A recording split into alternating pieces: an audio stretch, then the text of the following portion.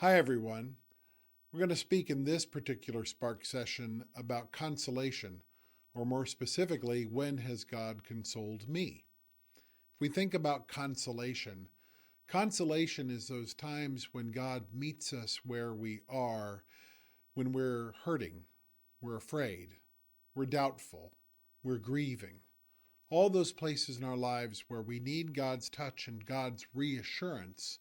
Consolation is how God does that for us, how God points us toward hope and toward His promises so that we can see clearly that God has our back, that God will see us through no matter what our difficulties might be.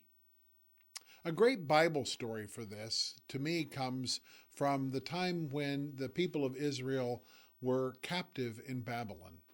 And at that time, they had been run out of Israel. They had been taken to a foreign land, and they were living there but unable to go back to their homeland, to the place that they wanted to be in, the place where they knew that they wanted to live, to the place that had been promised to them. And when they were in exile, it was a time of great sadness. But God sent prophets along the way to give them hope. And one of the scriptures, I think, that really speaks to that comes from Isaiah chapter 62.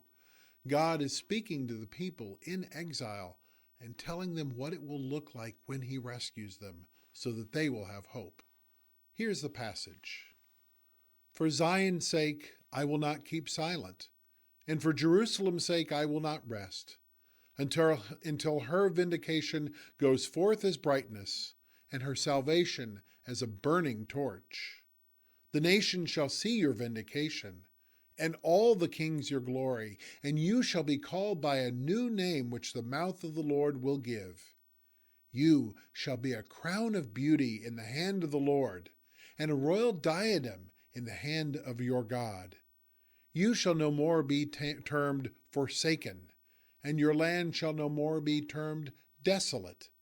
But you shall be called, My delight is in her, and your land married. For the Lord delights in you, and your land shall be married. For as a young man marries a virgin, so shall your sons marry you. And as the bridegroom rejoices over the bride, so shall your God rejoice over you. What a tremendous song of hope that is. What a tremendous statement that is by God. That these people who are desolate, these people who are in exile, will one day be called basically the spouse of God.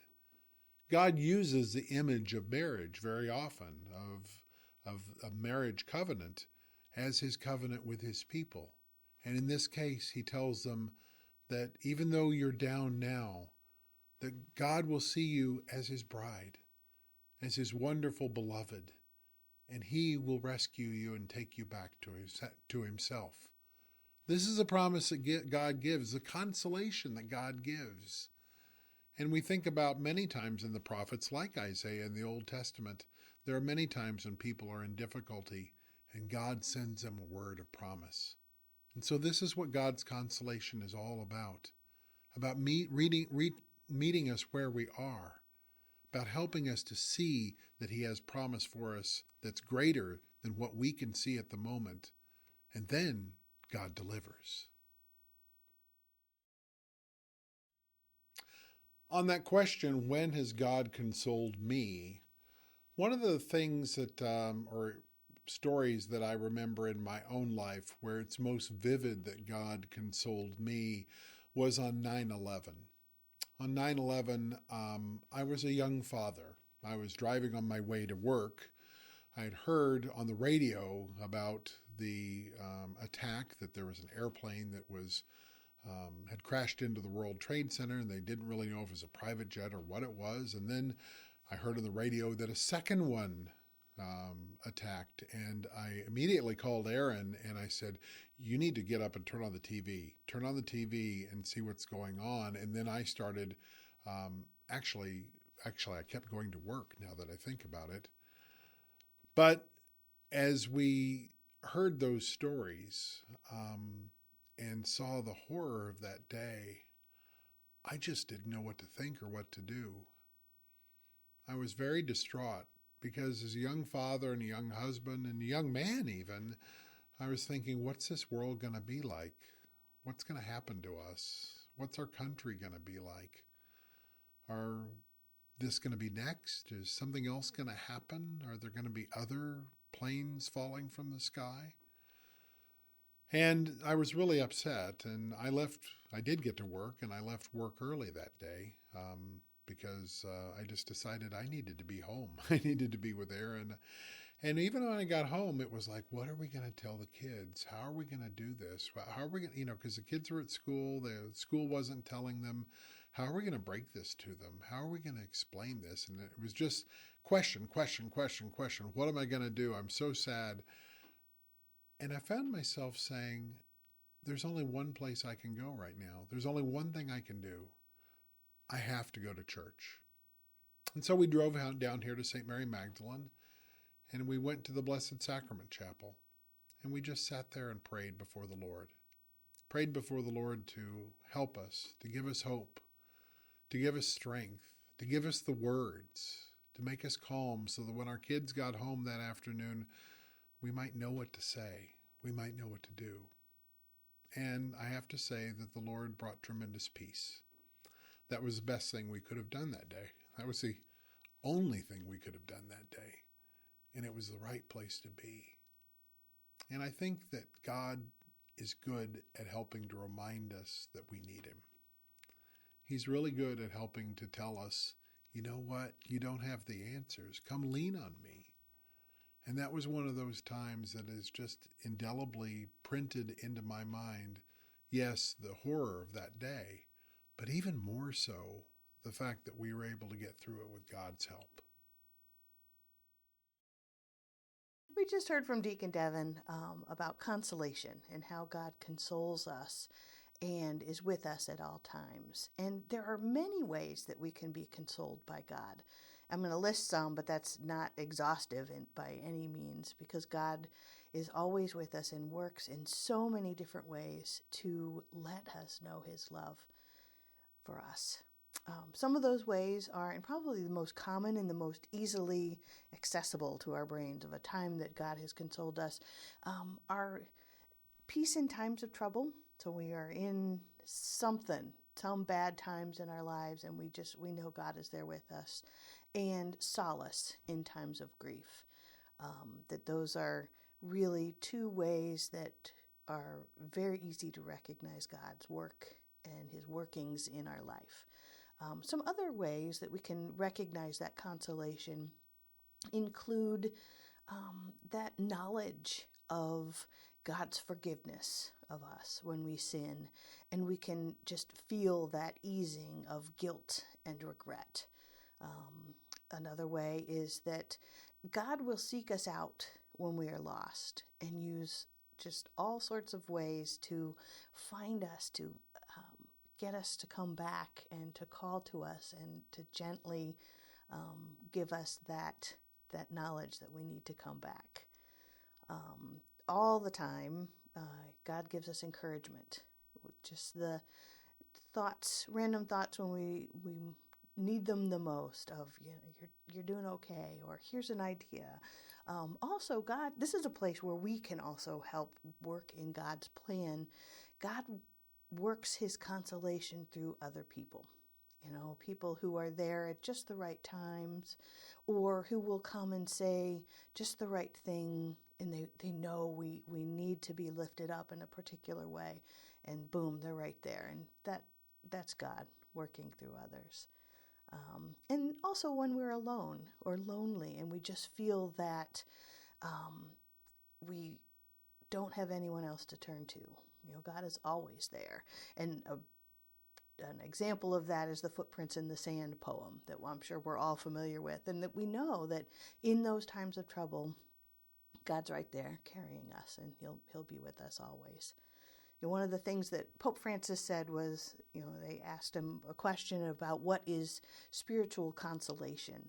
And his answer was, it is a profound experience of interior joy, consisting in seeing God's presence in everything.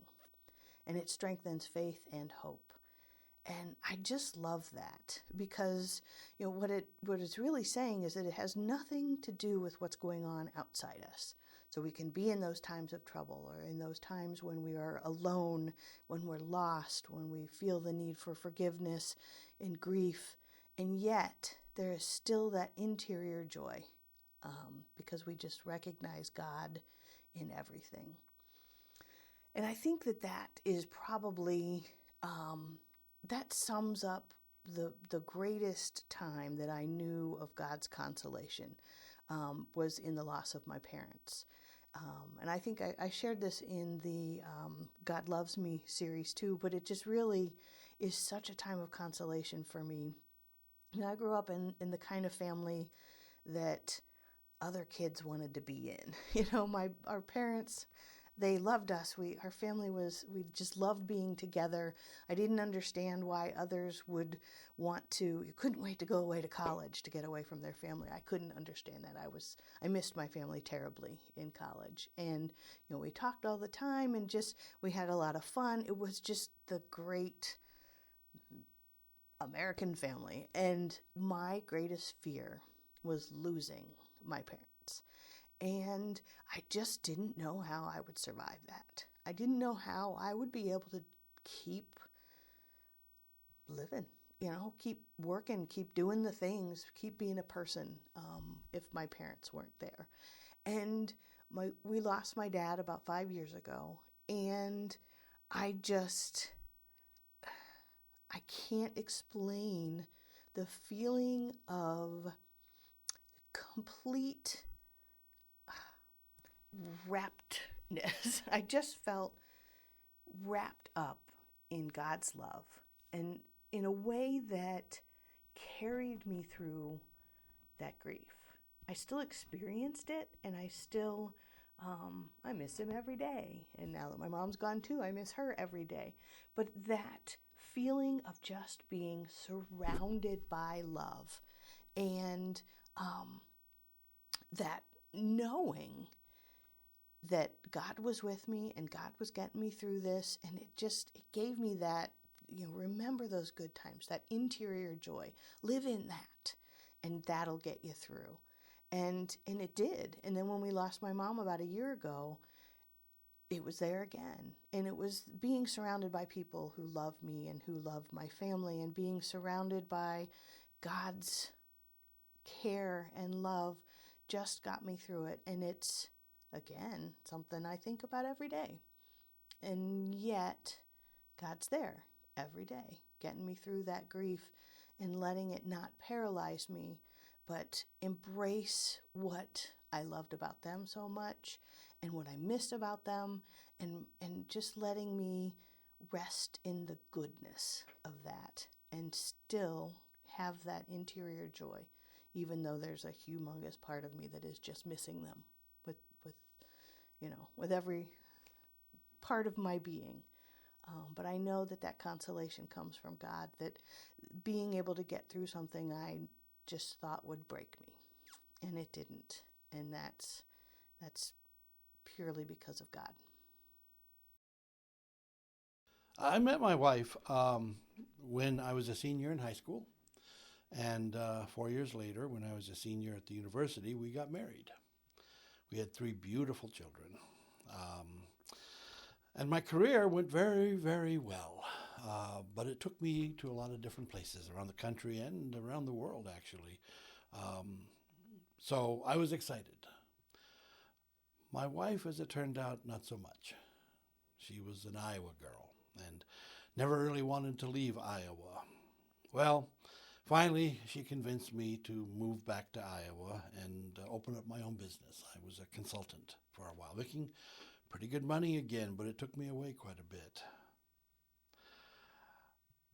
I was a consultant on something that had a deadline to it. It was the Y2K problem. And so when Y2K came along, I had to look for other business. My company took me back, but only if I would be willing to move to the Detroit area. I went up to Detroit by myself with the understanding that she would follow me with the children at some point. Instead, she had a nervous breakdown. and she entered herself into a hospital for psychiatry so she could recover. But after a while, she filed for divorce. And this woman I had loved for all my adult life was walking out of my life. So I was stuck in Michigan. I didn't know anybody in Michigan. I didn't have any friends. I didn't have any family up here in Michigan. I didn't know where to turn. I was a Sunday Catholic. But when I had no place else to turn, I turned to God. God is compassionate because eventually he led me to my current wife, a good woman. A woman who is faithful and a Catholic and just everything I would want in a wife. And I love her very deeply. So I thank God for his compassion. He saw me during this darkest time. He saw how absolutely lacking in hope I was at that time. And when I finally turned to him, really turned to him, not just going to church on Sundays like so many people do, but really turning to God and just saying, God, I got nothing left. It's going to be up to you to get me out of this. And he came through. He showed me compassion. And for that, I'm eternally grateful. I'm grateful for the life he's given me.